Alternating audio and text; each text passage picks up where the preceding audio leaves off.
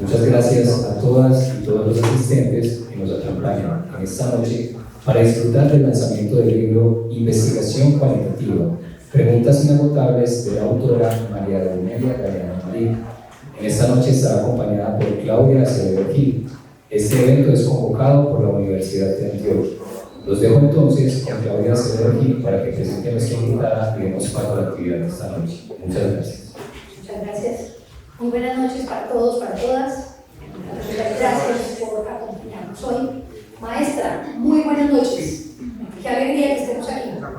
Muy buenas noches, Claudia. Para mí es una alegría muy grande la presentación de este libro y que sea una exalumna quien lo está presentando. Y muchas gracias a todos por venir en esta hora un poco inapropiada. Digo que es puro amor por la investigación para llegar hasta aquí a esta hora. Sin duda alguna. Bueno, yo creo que es bien importante que nos hayamos encontrado hoy en la fiesta del libro, a celebrar. A eso se viene una fiesta, a celebrar y a celebrar con mucha alegría, no solo el encuentro, sino también, y en relación directa con el nombre de la fiesta, el tiempo de imaginar, que me parece que es bastante coherente con la propuesta de la investigación cualitativa. Imaginar, soñar y crear. Entonces, creo que por ahí es importante empezar haciendo ese reconocimiento. Uno segundo que creo que también es bastante importante es agradecer a la Universidad de Antioquia por provocar este espacio, a los organizadores de la fiesta del libro por permitir esta convocatoria, al Fondo Editorial de la Facultad de Ciencias Sociales y Humanas, muchísimas gracias, en cabeza de su directora, que también confabula para que nos encontremos aquí a conversar hoy sobre la investigación cualitativa. Maestra, varias cosas. Una primera.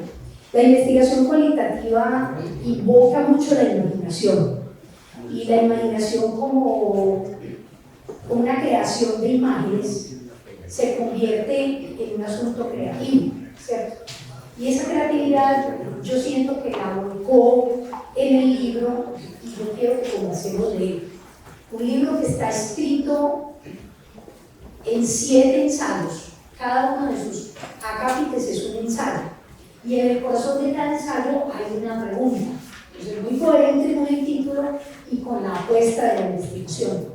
Entonces, para empezar a desarrollar cada uno de esos capítulos, de esos ensayos, te paraste en una pregunta, ¿cierto? El libro tiene un tono de manual, porque cada ensayo desarrolla un aspecto metodológico, un aspecto técnico, y va desde la construcción del objeto de estudio, pasando por el manejo de los datos, hasta la configuración de los marcos, las diferencias que existen entre cada marco. Pero cuando se siente en el contenido de cada ensayo, esa pregunta a mí me surge otra, y quiero que empecemos conversando por eso. ¿De dónde nace la idea de este libro? ¿Cómo nace esa idea? Bueno, esa idea de escribir el libro realmente me acompañó durante muchos años. Llevo más de 40 años dedicada a la docencia y a la investigación. Fue el camino que elegí, y fue un camino que elegí con mucha alegría. Cuando conocí los trabajos de Orlando Falcborda en los años 70, para mí se me abrió como una ventana a todo el universo, porque yo había sido formada en un monoteísmo metodológico, en un positivismo, y a mí no me daba el positivismo para poder entender la realidad, no me daba esa situación que tenía que ver objetivamente la realidad y tratar a los demás, a los sujetos de investigación, como un objeto de investigación.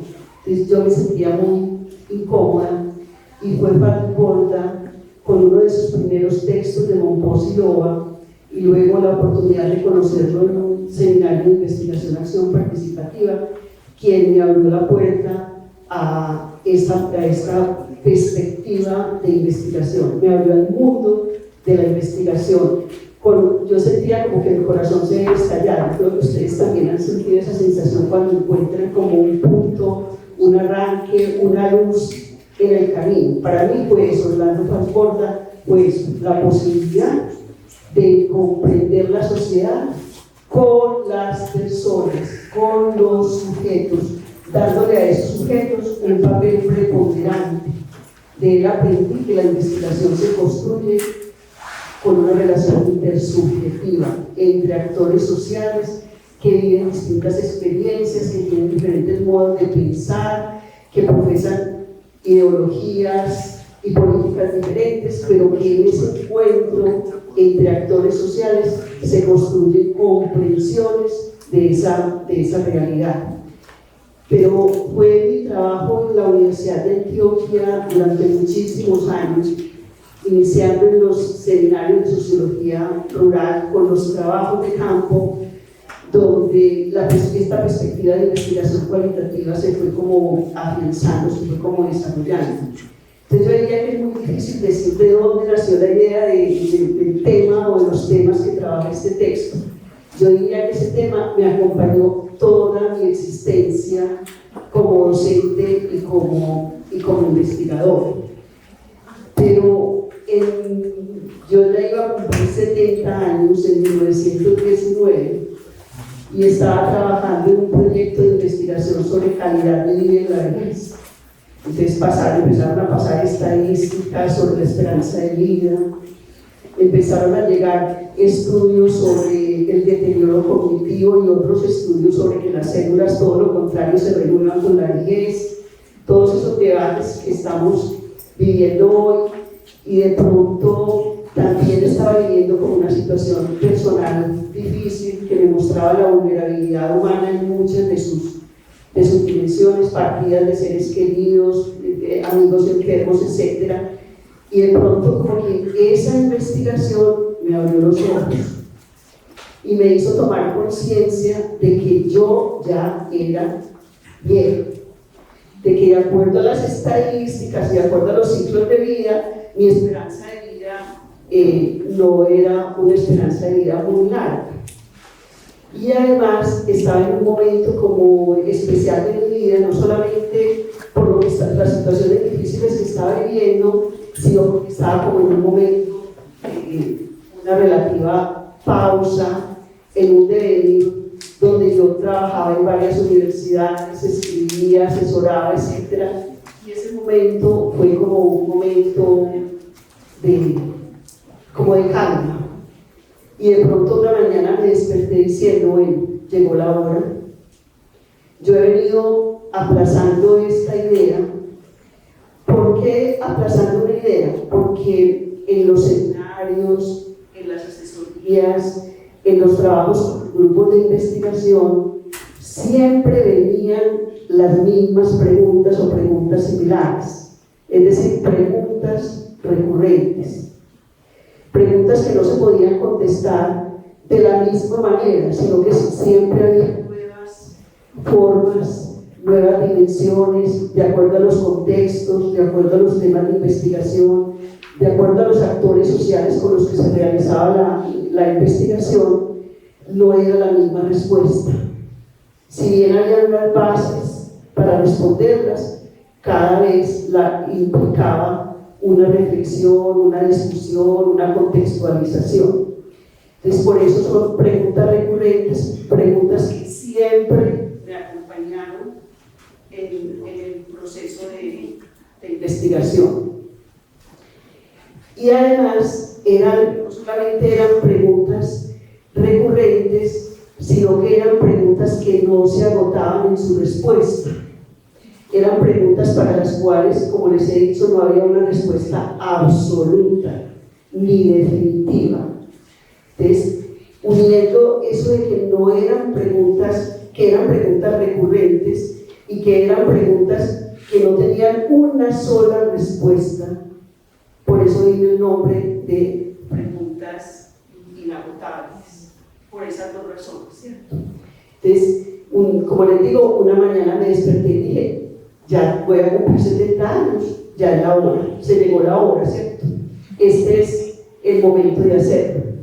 Pero ocurrió algo muy bonito que creo que a todos nos ha sucedido, y es que como que uno en su corazón y en su mente como que de pronto entiende que corazón y mente se armonizan y que ese es el momento de escribir o de llevar a cabo una idea o de llevar a cabo un sueño. Eso me ocurre a mí. Se armonizaron corazón, es decir, la motivación, el deseo de escribir sobre esas preguntas inagotables, de reconstruirlas, de empezar a hacer como un listado de todas esas preguntas que siempre iban y venían en toda mi vida académica, y entonces empecé a responder esas preguntas.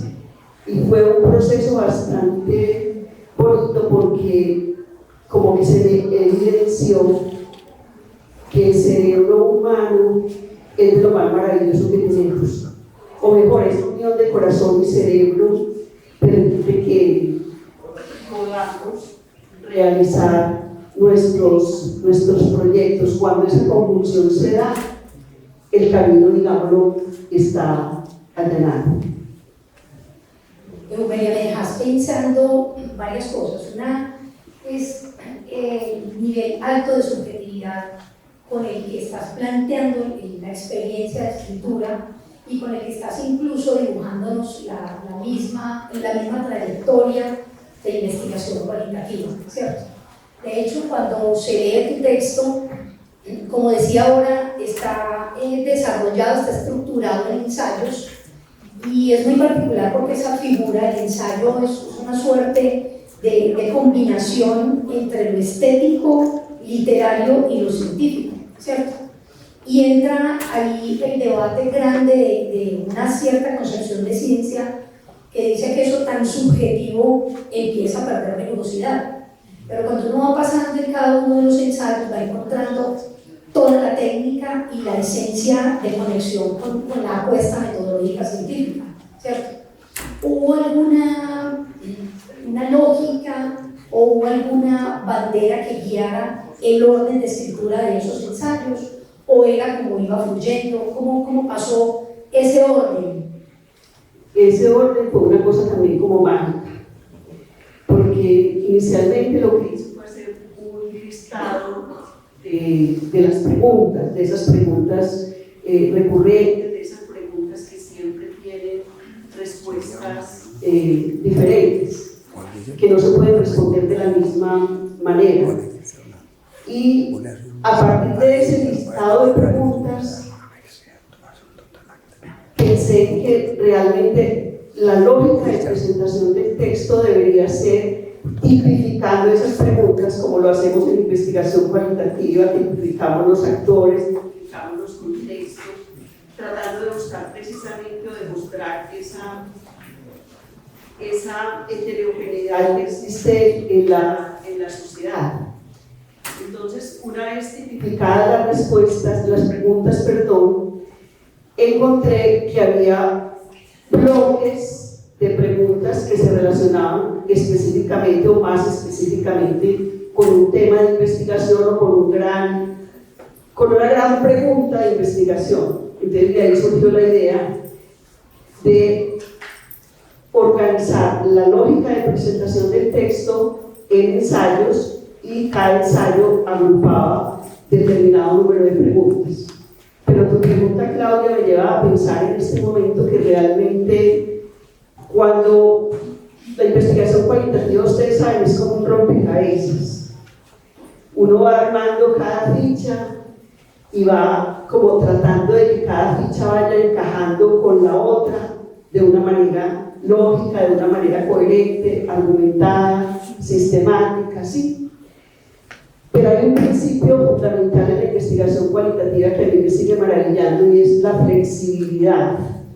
El conocimiento se va construyendo con los actores sociales, de acuerdo a los contextos, de acuerdo a la teoría que uno va leyendo y entendiendo y relacionando con los datos que va obteniendo en el proceso de investigación.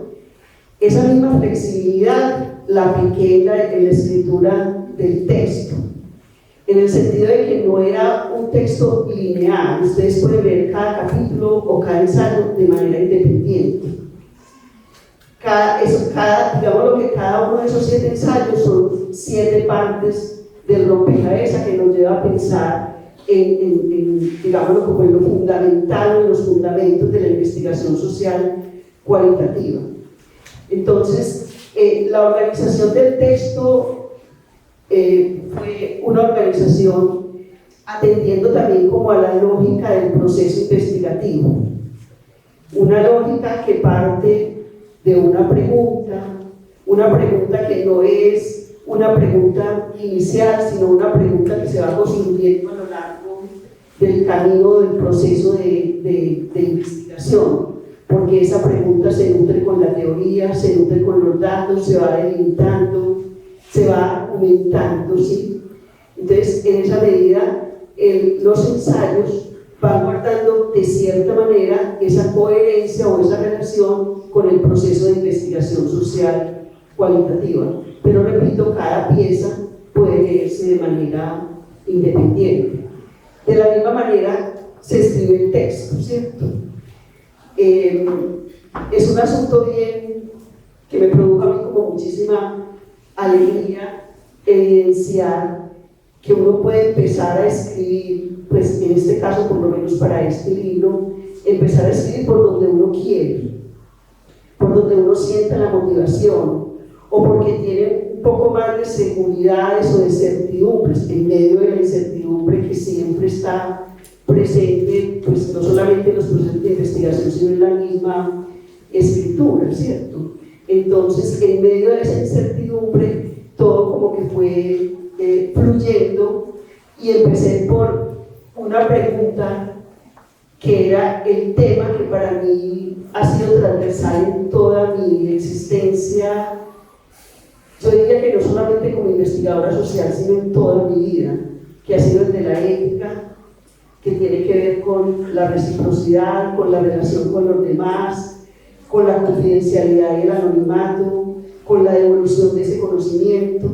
Entonces, para mí era como interesante empezar por ese tema de la ética, y luego se fue desplegando la escritura de los distintos temas, armando como pedacitos de cada uno de esos ensayos a través de cada una de las preguntas. Y concluí, pues, hay un ensayo, que es el ensayo final, donde se plantearon unas líneas generales de discusión, porque esa es la otra cosa bien interesante de la investigación cualitativa, que como consideramos que no hay una sola verdad, sino muchas verdades, y que cada sujeto construye su propia verdad de acuerdo a sus convicciones. Entonces, el libro tiene, digámoslo, bueno, un punto de llegada. Yo digo, hasta ahí llegué yo, en este momento, hasta ahí llegué. Pero no solamente es punto de llegada, sino que es punto de partida, es una invitación a la reflexión sobre esos y otros temas, porque en este momento yo puedo decir que hay muchas preguntas que se me quedaron en el tintero, que hay preguntas que no están incluidas en el texto y que pueden ser fundamentales. Por eso no es un texto acabado, ¿cierto? Es un texto más que invita como a la reflexión, a la discusión, a seguir construyendo. Tocaste incluso un asunto en el que quería que entrásemos de manera muy detallada, y que quiero invitarles a ustedes a que también en esta conversación abran preguntas. Ahorita charlaba con algunas personas y hablábamos de ética, del asunto de la ética. A mí me sorprendió gratamente cuando me entregaste el libro, porque me encontré como segundo ensayo el de la ética. Generalmente uno encuentra en los textos de investigación, en los manuales e incluso en los informes mismos el asunto de la ética. Voy a tratar de decirlo de manera decente, como colofón al final, ¿cierto?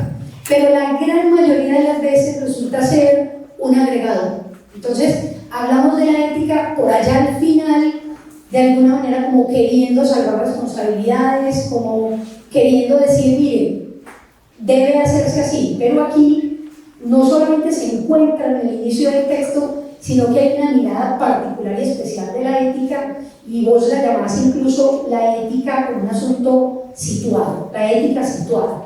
Y creo que eso toca no solo con la subjetividad, sino también con el mismo compromiso científico. Entonces, acabaste incluso de decir que ha sido el tema que ha movido tu hacer investigativo, tu hacer humano, y creo que es supremamente relevante enfrentarse en la investigación cualitativa al asunto de la ética. Contanos cómo ha sido, cuáles han sido esos devenires, esos retos con el asunto de la ética. Yo creo que incluso hay relatos y creo que ustedes podrían también lanzar preguntas, que la conversación sea muy entre todas y todos. ¿Les parece? Yo tengo que decir que el asunto de la ética en mi quehacer investigativo no vino de los códigos de ética, ni vino de las normas que establecen los comités de ética, sino que el tema de la ética surgió de los actores sociales con los cuales he trabajado en investigación. Desde los años 70, en un proyecto de investigación en Niquía con mujeres, se vino como la primera evidencia, como el primer llamado de atención sobre la importancia de la ética en los procesos investigativos y sobre todo en investigación social cualitativa, donde hay esa interrelación directa con los contextos y con los actores sociales. Y fue específicamente en la aplicación de la técnica del sociodrama, que como todos sabemos es una técnica maravillosa para obtener información. Si queremos información profunda, si queremos información que abarque distintas dimensiones del problema que estamos investigando, pues yo diría que el sociodrama es maravilloso. Pero en ese encuentro con las mujeres de Niquía, ellas no se evidenciaron que esa técnica tenía problemas éticos, porque ellas se habían desnudado en público al estar haciendo como una representación teatral, que no se habían dado cuenta de hasta dónde habían llegado, no habían logrado establecer ese límite de la información.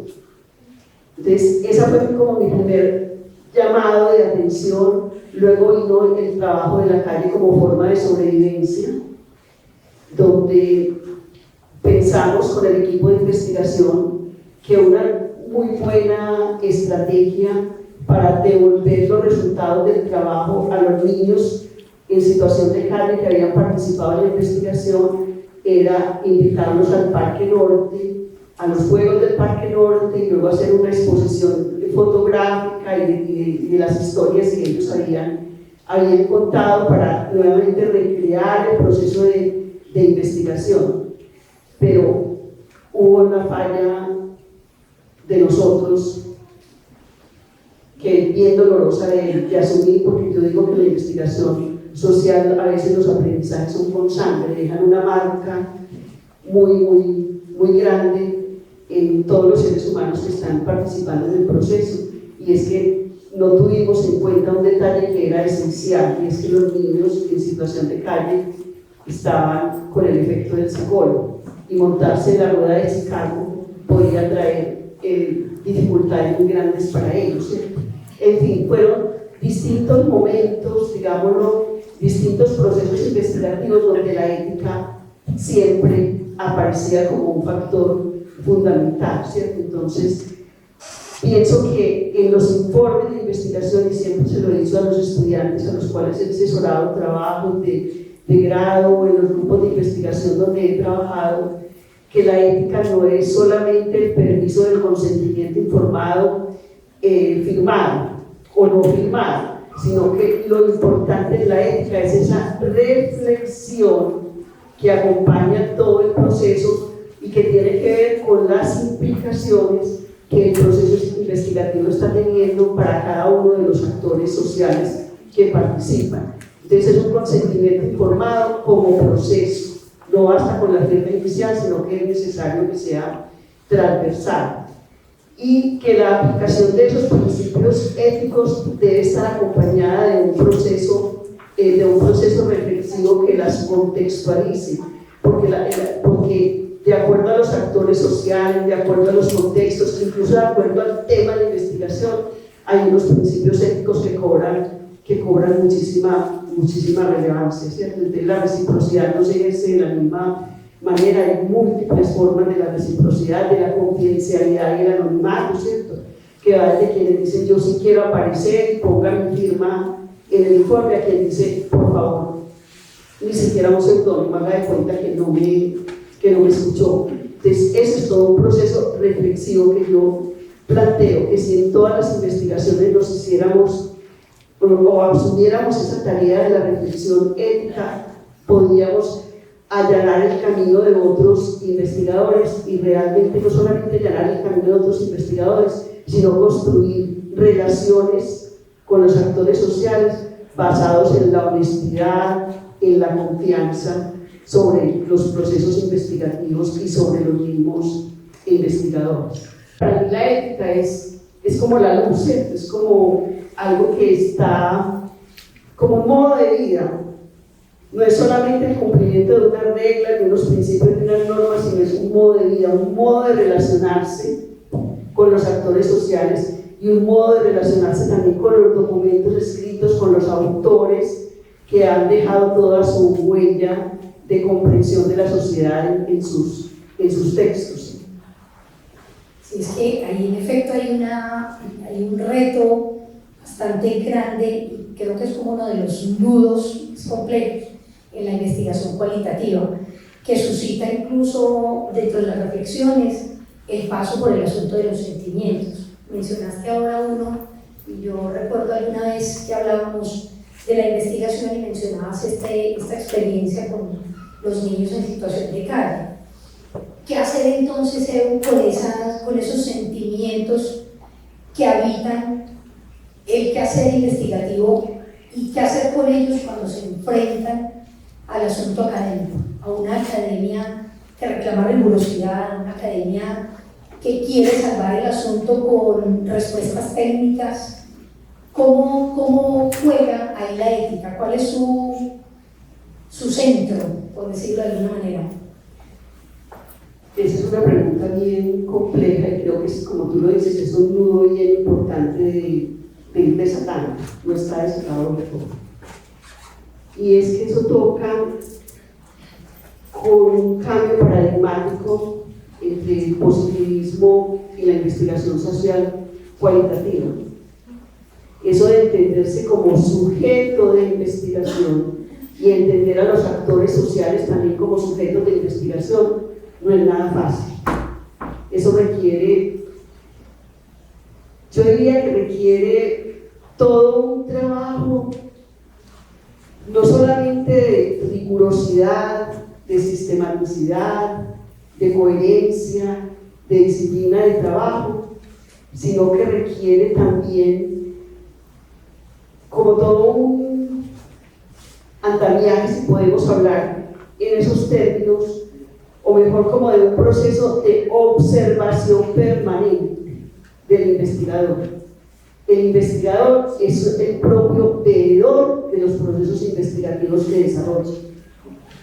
Y si es un equipo de trabajo, muchísimo mejor. Es con el equipo de trabajo donde se observa, donde se reflexiona todo el proceso investigativo con todas sus dimensiones y donde se van tomando decisiones desde la ética, desde la teoría, desde el diseño metodológico, desde las técnicas de recolección, registro, sistematización de información, desde la forma de presentar los resultados de la investigación, etc. Por eso decía que es un asunto transversal que ilumina todo el proceso de investigación. Es asumirse como sujeto no es fácil. Tampoco es fácil decir que yo soy el sujeto que investiga y el otro es el objeto investigado. Eso requiere, digámoslo, yo digo que las bases, o que mejor la investigación cualitativa se basa en una trilogía. Y esa trilogía está fundamentada en la sistematicidad, entendida como coherencia entre todos los procesos, momentos y componentes del proceso investigativo, que el objeto tenga que ver con la pregunta, que la pregunta tenga que ver con los objetivos, que el diseño metodológico sea coherente también con ese diseño teórico, que los resultados de la investigación guarden relación con los objetivos, etc. Todo un proceso, digámoslo, donde la coherencia es fundamental. El segundo elemento de esa trilogía es la rigurosidad, que tiene que ver también con esa validación permanente que el investigador investigador hace con los distintos actores. Esa variación no es presentando el informe de investigación, sino en todo el proceso de investigación para ir precisamente ajustando, construyendo nuevas categorías, dotando de sentido teórico esas mismas categorías, etc.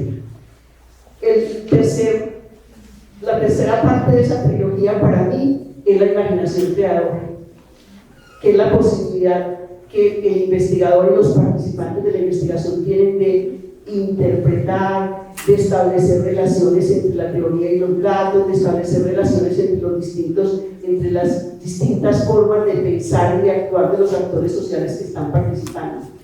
Pero yo diría que en el centro de esa trilogía está la ética, que la ética es como el corazón, por decirlo de alguna manera, el corazón de todo ese proceso investigativo.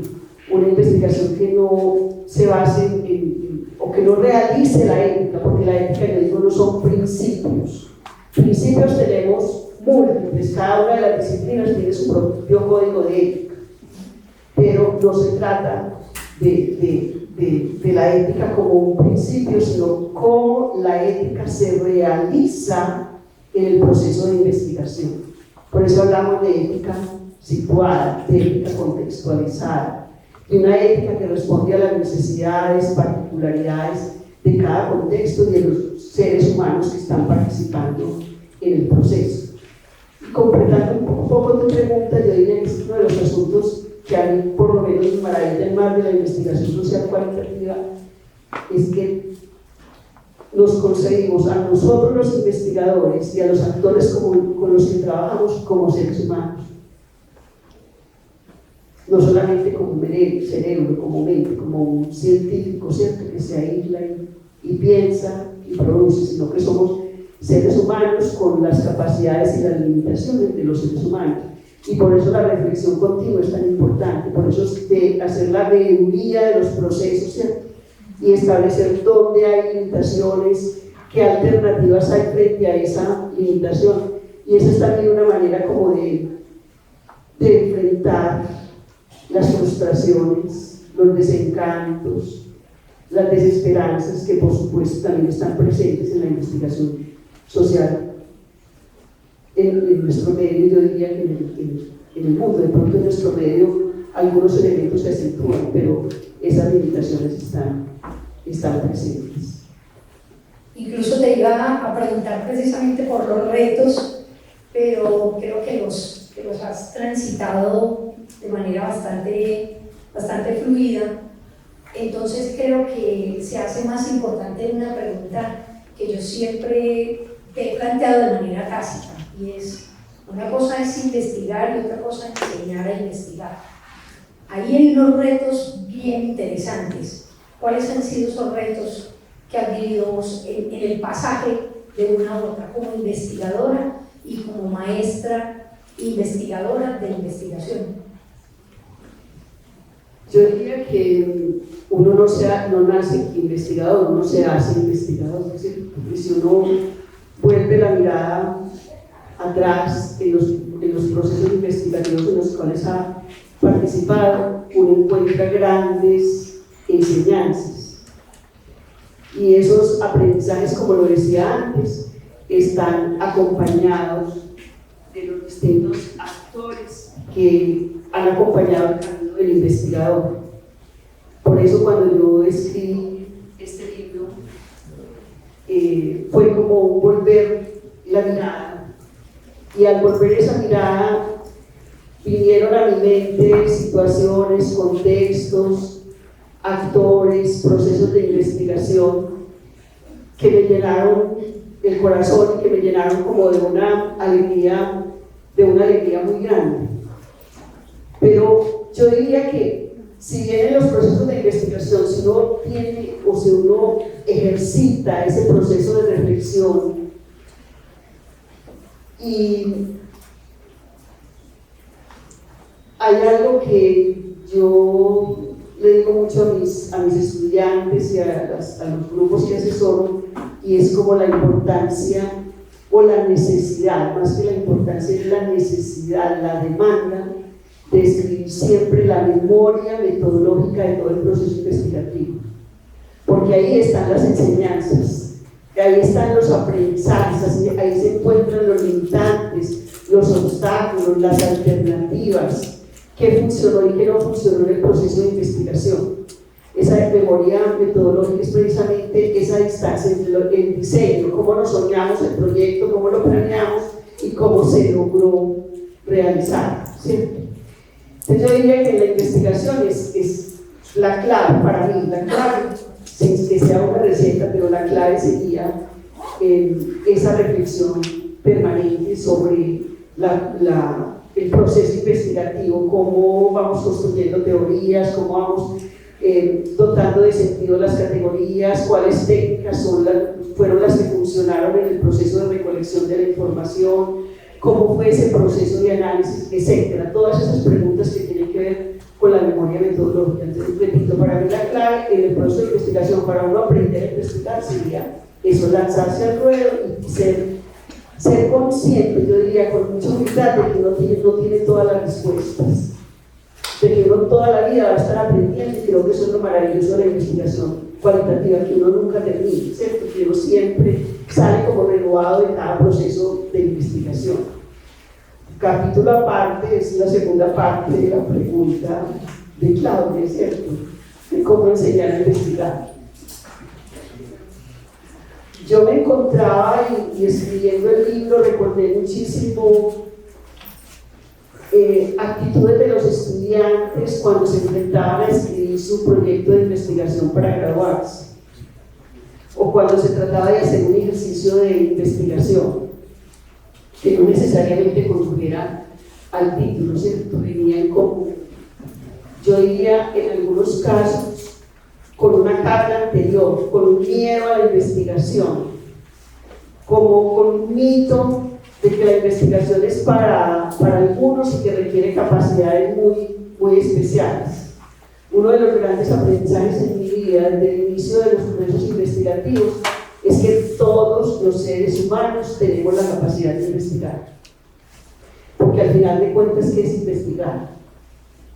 Es observar, leer, escribir, argumentar y escribir. Uno está tomando decisiones en el proceso investigativo y al final del proceso investigativo, cuando está presentando las conclusiones y cuando decide cómo presentar el resultado, pues, o los resultados de su investigación. Pero enseñar a investigar pasa precisamente por eso. Yo diría que el primer reto que tenemos los profesores de investigación es cambiar ese mito. Es un gran cambio, yo diría, cultural, un gran cambio de mentalidad, de que la investigación no es para unos pocos, de que si queremos y estamos motivados por la investigación, todos tenemos las capacidades para investigar. Y ese aprendizaje también fue desde el KIA, desde los años 70. Creo que otro asunto importante en la enseñanza de la investigación es un principio básico de lógica común, de sentido común. Es que las preguntas y los temas no son del profesor que llega con un discurso a enseñar lo que cree que los estudiantes necesitan saber. Para mí hacer ese tránsito de partir de las preguntas de los estudiantes fue un tránsito muy difícil. Yo diría que me demoré mínimo 25 años en lograrlo. O sea que voy bien todavía. Porque eso requiere, pues no solamente lo que todo profesor debe tener, un conocimiento pues no un conocimiento acabado, pero sí un cierto conocimiento de los temas que va a trabajar, que le den una cierta seguridad para trabajar. Pero sobre todo, más que conocimiento, requiere una gran dosis de humildad, de que uno no todo lo sabe, que uno se somete a que los estudiantes le pregunten y que uno también tiene la libertad o la posibilidad de decir: yo eso todavía no lo he estudiado, ¿cierto? Pero estudiémoslo, si a ustedes les interesa, estudiémoslo, ¿cierto? Y para mí el aprendizaje grande de hacer como ese tránsito sucedió cuando de una universidad me llamaron a trabajar un seminario de investigación en un semestre y todos los estudiantes eran de administración de empresas, de economía, de matemáticas, y yo dije, ¿yo qué voy a hacer? ¿Yo qué voy a hacer allá? Pues con investigación cualitativa, ¿qué les va a llegar? ¿Sí? Hice el programa como siempre, y era tanto mi susto, mi tensión, el reto tan gigante que empecé por escribir clase por clase, desde la A hasta la Z, incluyendo puntuación, comas, todo, ¿cierto?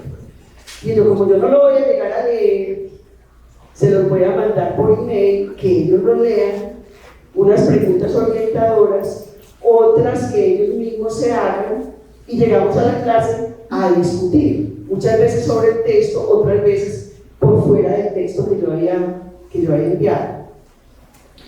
Y fue una experiencia que yo digo maravillosa porque fue como lo que me permitió soltarme, ¿cierto? Y decir que eso sí es posible.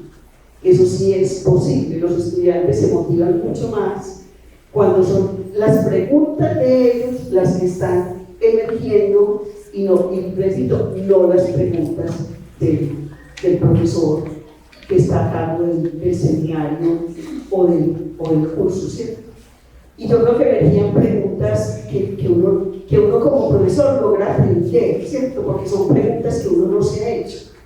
Entonces se establece realmente como una relación de reciprocidad entre estudiantes y profesores que anima la discusión, que anima la reflexión y que motiva a los estudiantes a seguir trabajando, y a uno también, ¿cierto? Porque de cada clase, de cada seminario yo salía con la cabeza con muchas preguntas, ¿cierto?, que me permitían seguir trabajando para el siguiente seminario.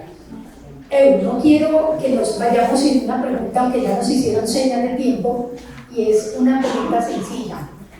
Tiene que ver con la ética situada de la que hablabas ahora.